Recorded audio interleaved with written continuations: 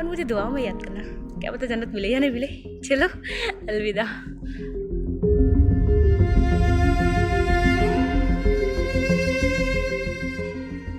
इस अलविदा के बाद और नदी में समाने से पहले आयशा की ये मुस्कुराहट न जाने कितने दर्द से गुजरी होगी, वरना मरते मरते वो ये न कहती कि या खुदा मुझे अब इंसानों की शक्ल न दिखाना।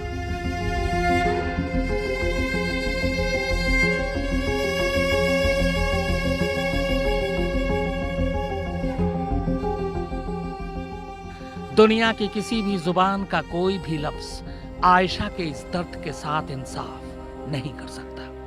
इसे सिर्फ महसूस किया जा सकता है। हाँ, फकत एक गुजारिश है आप सबसे, दिल अगर मजबूत हो तभी इस वीडियो को देखें, वरना आयशा के चेहरे की ये हंसी आपको रोने को मजबूर कर देगी। चलो अलविदा। हेलो अस्सलाम वालेकुम, मेरा नाम है आयशा आरिफ खान और मैं जो भी कुछ करने जा रही हूँ अपनी मर्ज़ी से करना चाहती हूँ। इस पर किसी का दौर या दबाव नहीं है। अब बस क्या कहें, ये समझ लीजिए खुदा की ज़िंदगी इतनी ही होती है और मुझे इतनी ही ज़िंदगी बहुत सुकून वाली मिली। और डियर डैड, यार कब तक लड़ेंगे अपनों से? गैस विड्रॉल कर दो। नहीं करना। ये आयशा लड़ाई के लिए नहीं बनी। प्यार करते हैं आरिफ से, उसे परेशान थोड़ी ना करेंगे। अगर उसे आज़ादी चाहिए ठीक है, वो आज़ाद रहे। चलो अपनी ज़िंदगी तो यहीं तक है। मैं खुश हूँ कि मैं वल्लाह से मिलूँगी, उन्हें कहूँगी कि मेरे से गलती कहाँ रह गई। माँ बाप बहुत अच्छे मिले, दोस्त भी बहुत अच्छे मिले, बस शायद कहीं कमी रह गई मुझ में या शायद तकदीर में। मैं खुश हूँ, सुकून से जाना चाहती हूँ। अल्लाह से दुआ करती हूँ कि अब दोबारा इंसानों की शक्ल ना दिखाए। एक चीज़ ज़रूर सीख रही हूँ, मोहब्बत करनी है तो दो तरफा करो, एक तरफा में कुछ हासिल नहीं। चलो कुछ मोहब्बत तो निकाह के बाद भी अधूरी रहती है। ये प्यारी सी नदी प्रे करते कि ये मुझे अपने आप में संभाले और मेरे पीठ पीछे जो भी हो प्लीज़ ज़्यादा बखेड़ा मत करना। मैं हवाओं की तरह बस बहना चाहती हूँ और बहते रहना चाहती हूँ, किसी के लिए नहीं रुकना। मैं खुश हूँ आज के दिन कि मुझे जो सवाल के जवाब चाहिए थे वो मिल गए और मुझे जिसको जो बताना था सच्चाई वो बता चुकी। बस काफ़ी, थैंक यू। और मुझे दुआओं में याद करना। क्या पता जन्नत मिले या नहीं मिले। चलो अलविदा। हंसती खिलखिलाती कोई लड़की जब ये कहते हुए दुनिया से रुखसत हो जाए कि वो कभी इंसानों की दुनिया में आना नहीं चाहती, तो इंसान की इंसानियत दांव पर लग जाती है, कलेजा मुंह को आ जाता है। जब कागज के चंद टुकड़ों के लालच में इंसान की कद्र न करे तो क्या कीजिएगा। जब एक माँ अपने कलेजे के टुकड़े को अपनी आंखों के सामने मरता देखे तो क्या कीजिएगा।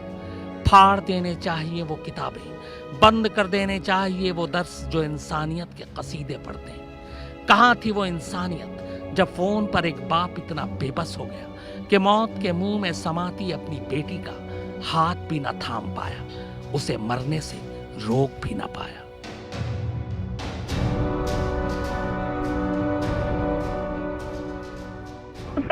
हाँ बेटा, कहाँ है? बस आ रही हूँ मैं। आजा, निकल जा। कहाँ पर रहेगी तू? रिवर फ्रंट पे हूँ, आ रही हूँ मैं। मैं मोन्टू को भेजता हूँ। हेलो सोनो। हाँ मेरी बात सुन बेटा। अरे कुछ नहीं सुनना पापा। देख, गलत बात मत कर, ले अम्मी से बात कर। मुझे कुछ नहीं सुनना, मेरे को बस पानी में कूदने तक तो सो है। नहीं बेटा, ऐसा काम मत करना। बहुत हो गया। ऐसा कार करने से तो लोग बोलेंगे कि ये खराब थी। इसे जो चाहे बोलना। नहीं बेटा, ऐसा कुछ काम नहीं करना। बस हुआ ना मॉम, बस हुआ। ऐसा कुछ नहीं है मेरे को। बस हुआ मॉम। हाँ तो ऐसा काम अपना करना ही नहीं ना, कुछ भी नहीं। नहीं मॉम, तेरे ने मुझ पानी में कूद इतना है मैंने नहीं बेटा, नहीं जीना मॉम, होश पर बाबा की कसम तेरे को ऐसा काम मत कर कुछ भी। मेरे नहीं जीना मॉम, मैं बहुत थक गई हूँ। हाँ तो कुछ भी नहीं, अल्लाह मालिक है, माफ करेगा। सुनो, किसी से बात नहीं करनी, उसको नहीं लाना मेरी जिंदगी में। आजादी चाहिए तो आजादी चाहिए ना, आजादी चाहिए ना। बोलते तुम मरने जा रही, वीडियो बना के भेज देना ताकि मेरे को पुलिस न ले। मैंने ठीक है, मैंने वीडियो दे दी उसको। हाँ ठीक है, मैं मरने जा रही, तुम्हारे में कोई नहीं आएगा। ऐसा करना ही मत कुछ भी। वीडियो भेज दी, अब मैं मरना चाहती हूँ। बहुत हुआ, अभी थक गई हूँ यार, लाइफ से इरिटेट हो गई हूँ मैं। कब तक हंसूं मैं? हंसते हंसते चली गई वो। मरने से पहले मुस्कुराते मुस्कुराते वो उसे भी माफ कर गई जिसके लिए वो खुद मरी। अगर ईश्वर कहीं है, अल्लाह देख रहा है, तो दुआ कीजिएगा कि आयशा को फिर कभी इंसानों की दुनिया में ना आना पड़े, इंसानों का चेहरा उसे फिर से न देखना पड़े, इंसानियत इसका सामना नहीं कर पाएगी।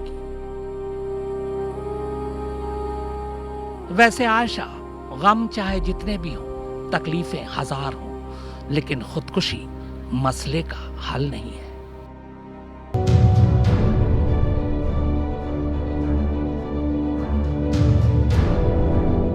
अब मैं मरना चाहती हूँ। बहुत हुआ, अभी थक गई हूँ यार, लाइफ से इरिटेट हो गई हूँ मैं। कब तक हंसूं मैं? महज 23 साल की आयशा की ये छोटी सी जिंदगी आखिर इस मोड़ तक आई कैसे?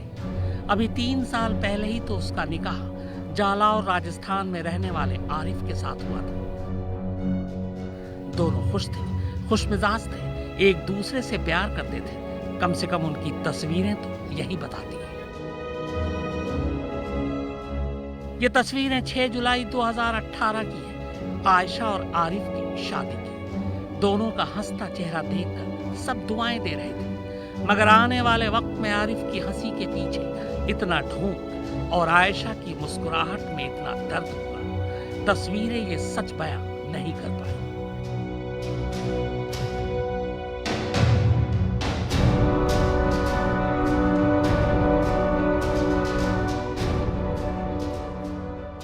अभी उसके हाथों की मेहंदी का रंग भी हल्का नहीं पड़ा था और तभी आरिफ और उसके घर वालों ने अपना रंग दिखाना शुरू कर दिया। बार बार आयशा के घर वालों को फोन किया जाने लगा, उनसे किसी न किसी बहाने से पैसे मांगे जाने लगे, कभी बिजनेस के नाम पर, कभी कुछ खरीदने के नाम पर। आयशा के वालिद लियाकत सब समझ रहे थे, मगर वो इस उम्मीद से हर रात सोते थे कि आयशा की अगली सुबह बेहतर होगी, मगर वो सुबह कभी आई ही नहीं।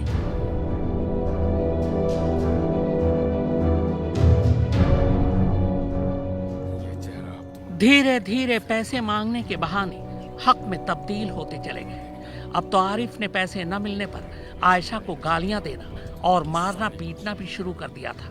फिर शादी के चंद महीने बाद ही 5 दिसंबर 2018 को आरिफ आयशा को मायके छोड़ आया।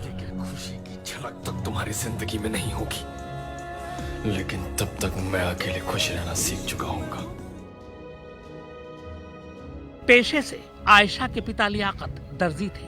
उन्होंने जैसे तैसे फिर दामाद की मांग को पूरा किया, लेकिन अब आरिफ ने इसे अपनी बात मनवाने का सिलसिला बना लिया। जुलाई 2019 में आरिफ फिर आयशा को उसके मायके छोड़ गया और फिर कभी लेने ही नहीं आया। फोन उठाना तक बंद कर दिया। इस बार आरिफ और उसके घर वाले 1.5 लाख रुपए की मांग कर रहे थे। किसी तरह फिर से पैसों का इंतजाम कर उन्हें दिया गया। दोनों परिवारों में समझौता हुआ और आयशा आरिफ के साथ जालौर विदा हो गई। मगर करीब 1 साल पहले जनवरी 2020 को आरिफ ने फिर से पैसे मांगने का सिलसिला शुरू कर दिया। इस बार उसने डिमांड रखी 2.5 लाख रुपए की। देर होने पर 10 मार्च 2020 को आरिफ आयशा को लेकर फिर से अहमदाबाद आ गया। डिमांड फिर से पैसों की थी। आयशा के वालिद लियाकत इस बार मजबूर थे, वो पैसों का इंतजाम नहीं कर पाए। सवाल ये था कि आखिर कब तक वो अपनी बेटी की सलामती की कीमत चुकाते रहेंगे। लिहाजा मजबूरन आयशा ने साल 2020 में अपने ससुराल वालों के खिलाफ अहमदाबाद के वतवा पुलिस स्टेशन में डोमेस्टिक वायलेंस का केस दर्ज करा दिया। चीजें सुधरने की बजाय और बिगड़ती चली गई। 23 साल की एक लड़की के लिए इतनी कम उम्र में इतनी जद्दोजहद परेशान कर रही थी। 25 फरवरी को मरने से पहले जब आयशा ने यह वीडियो बनाया था, उससे पहले भी उसने आरिफ से कई बार बात करने की कोशिश की, मगर आरिफ उसका फोन ही नहीं उठा रहा था। फिर एक रोज जब आरिफ ने आयशा का फोन रिसीव किया, तब वो उसके सामने खूब गिड़गिड़ाई, लेकिन वो फिर भी नहीं माना। थक कर उसने आरिफ से ये तक कहा कि जब तुम ही नहीं मेरी जिंदगी में, तो मैं जी कर क्या करूंगी, जान दे दूंगी। इस पर आरिफ ने जो जवाब दिया, उसने आयशा के जीने की आखिरी उम्मीद भी तोड़ दी। आरिफ ने कहा कि मरना है तो जाके मर जाओ और मरने का वीडियो भेज देना। मर आयशा रही थी, मगर मरते मरते आखिरी ख्वाहिश वो आरिफ की ही पूरी कर रही थी। इसीलिए मरने से पहले आयशा ने ये वीडियो बनाया और मुझे जिसको जो बताना था सच्चाई वो बता चुकी हूँ। बस काफी, थैंक यू। और मुझे दुआ में याद करना, क्या पता जन्नत मिले या नहीं मिले। चलो अलविदा। सरकार से मैं तो एक ही अपील करता हूँ, बस दूसरी आयशाओं को बचा लो। मीडिया से अपील करता हूँ, दूसरी आयशाओं को बचा लो। अरे मत देखो हिंदू मुसलमान, यार इंसान पैदा होता है, इंसान होता है। बहुत हिंदू मुसलमान के लिए लड़े यार, कभी तो इंसानों के लिए लड़ो, कभी तो इंसान बनो यार। मेरी आयशा मर गई, नहीं आएगी, मुझे पता है नहीं आएगी।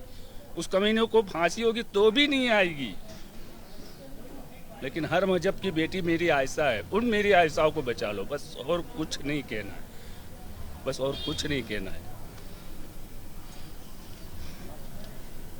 और उन आयशाओं को बचाने के लिए बस इतनी गुजारिश है सरकार से कि लॉ सिस्टम को स्ट्रांग बनाओ और एक्टिव और स्ट्रांग बनाओ बस। अक्सर दहेज को लेकर ससुराल वाले बहू को जिंदा जला देते हैं या फिर उसे इतना मजबूर किया जाता है कि वो आत्महत्या कर लेती है। लेकिन आयशा के केस के बाद अब एक मांग जरूर उठी है कि एक ऐसा सख्त कानून होना चाहिए जिसमें इस तरीके की वारदात को अंजाम देने वाले तक की रूह कांप जाए। आयशा के लिए अब अहमदाबाद में जस्टिस फॉर आयशा की एक मांग शुरू हुई है। 25 फरवरी की सुबह 9 बजे आयशा ऑफिस के लिए निकली थी। 4:30 बजे आखिरी बार आयशा ने अपने पिता लियाकत को फोन किया। फोन से पहले वो ये वीडियो बना चुकी थी और घर वालों के लाख मना करने के बावजूद साबरमती के इस रिवर फ्रंट में आखिरकार आयशा ने छलांग लगा दी।